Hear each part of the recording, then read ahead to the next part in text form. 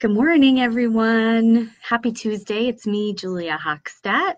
I want to welcome all of you who are watching this live, and for those of you who are going to catch this later because you're running to and from different drop-offs or out enjoying the weather, welcome to you too.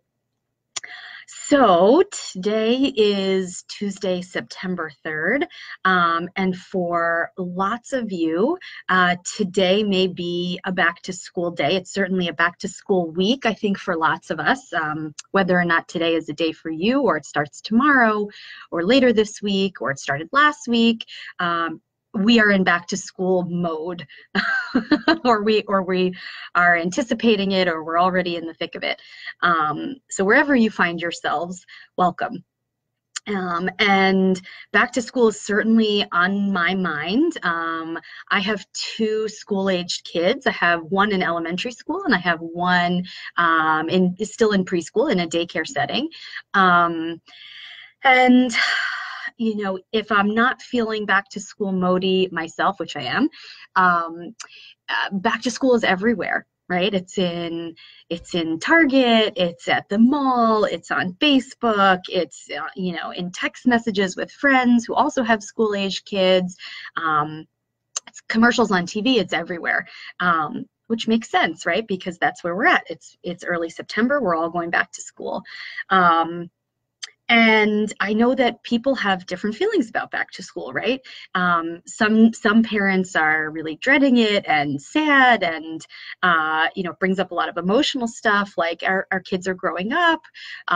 Maybe we're kindergarten parents, moms starting school for the first time, or maybe we're sending off our last little one, our babies are leaving the nest, kind of thing. And I'm thinking about school of all different sorts, right? From pre-K to kindergarten, elementary school, to middle school, high school, college, grad school, you name it. For some people, it feels sad. And for other people, it's a celebration, right? Maybe the kids have been home with you all summer, driving you crazy, in between, obviously having lovey-dovey, cuddly kinds of moments too, but you're ready to send them packing, right? And everything in between, right? And for some people, also a good mix of both of those things and lots of other emotions too. But I'm curious for you guys out there, what the transition is like, right? What's it like in your home, in your family, in your heart, right? How does it feel for you? And how do you handle these kinds of transitions, the back to school transition specifically? And I'm going to talk to you guys a little bit about what it's like for me personally and what it's like in my house.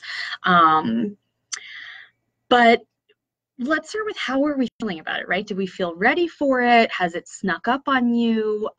Do you feel happy? Do you feel sad, right? Do you feel mixed? What's going on for you?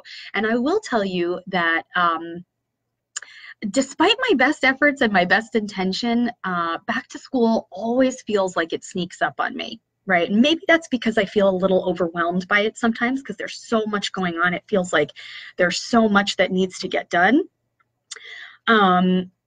When I was new to elementary school, I made the mistake of being away on my summer vacation the weekend for Labor Day weekend. We came home right before school started, and that felt like a nightmare.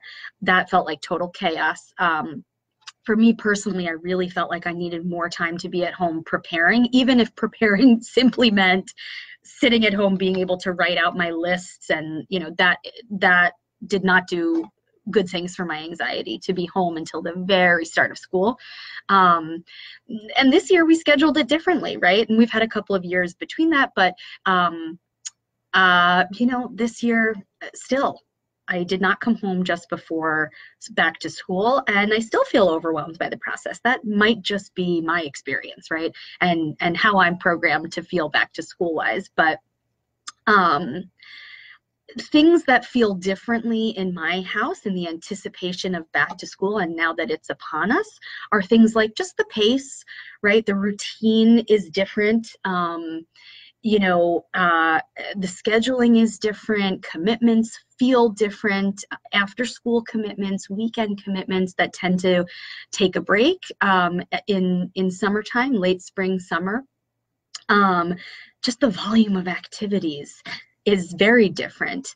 I feel differently on the grid, right? There are some people that I don't see or I see much less frequently during the summer because I'm not seeing them at drop off or at pickup during the week.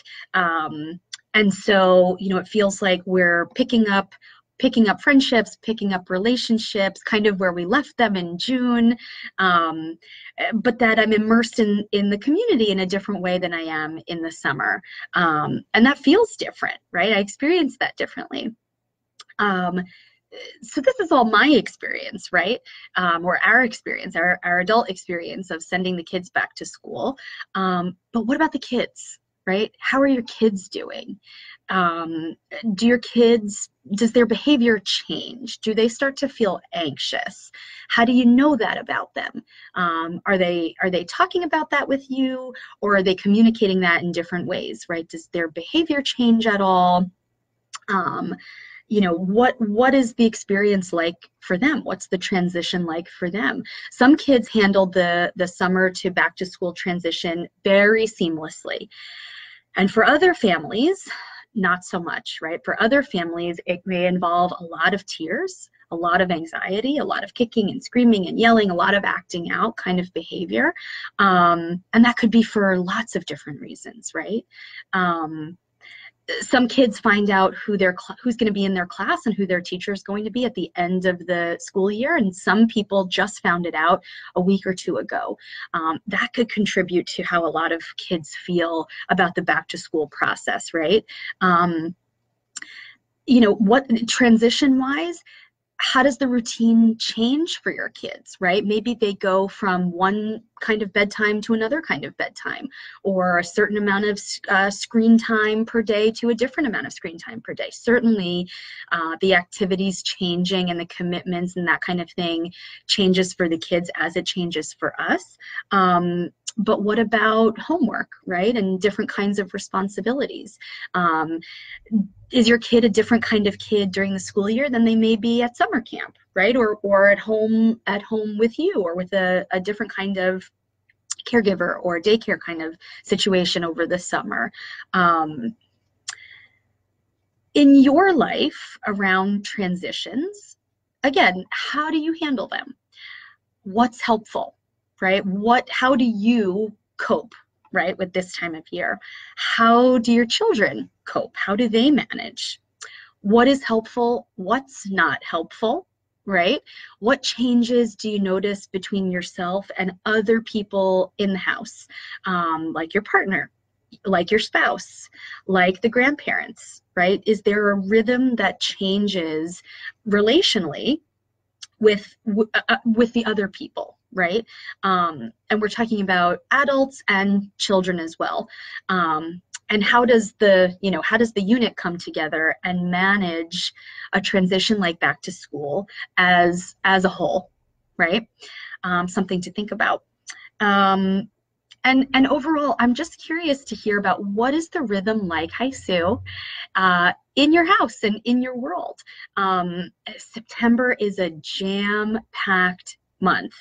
And for lots of us who are still trying to hold on to the beautiful weather outside and, those summertime vibes that are still around for lots of us, myself included, starting to see that daylight doesn't last as long as it did a couple of weeks ago, or oh my goodness, my calendar for this month is like yikes, or oh wow, soccer starts this weekend and got to make sure that the cleats fit for at least the first game or the first practice. Lots of things to think about, which leads me into another point that I want to make, which is I think it's really important that collectively we remember to take a moment, take an hour, take a few hours, Whatever works for you, however you can build it in, to take a breath, to take a beat, to get a cup of coffee or some iced tea. Doesn't have to be a bubble bath or a yoga class, or it certainly can be, depending on what works for you.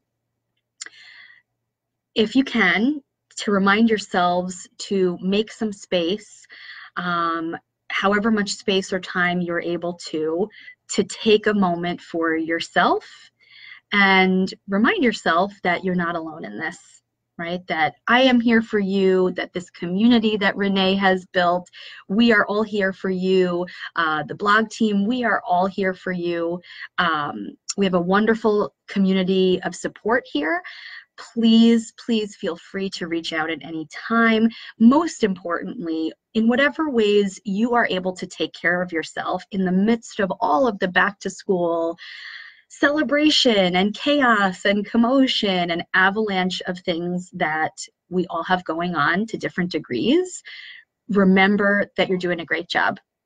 And remember that it's okay and it's important for us to take care of ourselves so that we can take care of all of the things that we have on our very long to-do lists. I'm imagining what yours may look like. I'm using in my mind's eye what mine looks like.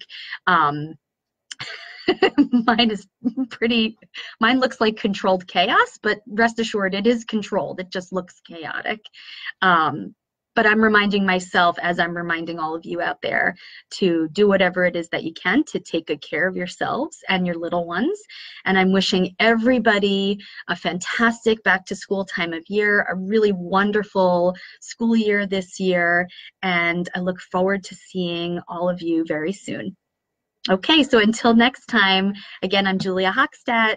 For more information about me and my work and my practice, feel free to message me here on Facebook, or you can find more about me on my website, www.therapywithjulia.com. Okay, everyone, take good care. Have a great day. Bye-bye.